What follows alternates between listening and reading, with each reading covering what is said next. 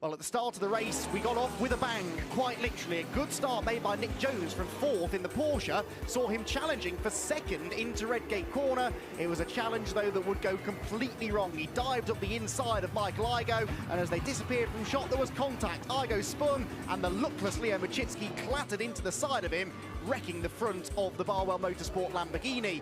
The safety car came out, Ian Loggy had the lead, and Richard Neary had come from 10th on the grid to 2nd within the first corner. Now, the next safety car was caused by some shenanigans in GT4. Matt Topham was struggling, getting elbowed onto the grass going out of the old hairpin, and half a lap later there was a multi-car GT4 shunt that took out a number of contenders, including that 27 Aston Martin that had won last time at Silverstone. After another safety car period, Richard Neary was immediately on his toes to get up the inside of Ian Loggy. He seized the lead into Redgate Corner, a lead that car would never lose for the next hour and a half of racing. It was a bit of a struggle in the early stages, though, for the Bentley of Calvin Fletcher, whilst in GT4 another unnecessary bit of contact, really, took out another 3 quick cars as the Toyota made contact with the number 4 McLaren, and the luckless Will Moore in the Ford Mustang got involved as well. Calvin Fletcher was really doing his best to keep Adam Ballon behind. Time and time again, Ballon got alongside. Finally, towards the end of his stint, he got through, coming through the final hairpin.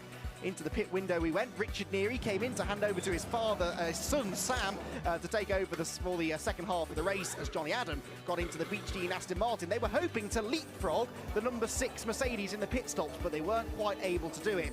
In GT4, the 57 BMW had a big lead and retained it after the pit stops, whilst Martin Plowman jumped into a Bentley that still wasn't handling right through the slow corners and had a fired-up Marcus Clutton on his tail.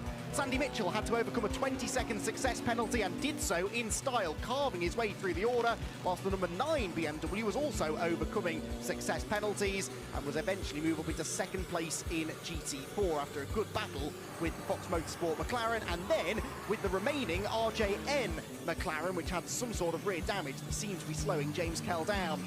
The big battle throughout the second half of the race, though, was the one before 3rd place between Johnny Adam, Marcus Clutton and Sandy Mitchell. Off went Jake Giddings at Redgate, but he still rejoined and managed to salvage a good result for Sicily Motorsport. Clutton was defending from Mitchell robustly, but fairly, I think. Mitchell getting on the grass at one point, but none of this mattered to the race winners. Sam and Richard Neary become the first ever father and son combo to win a round of the Intelligent Money British GT Championship, and after the torrid season they've had so far, that was a real feel-good story. GT4 was another 1-2 for Century Motorsport, their 2nd of the year.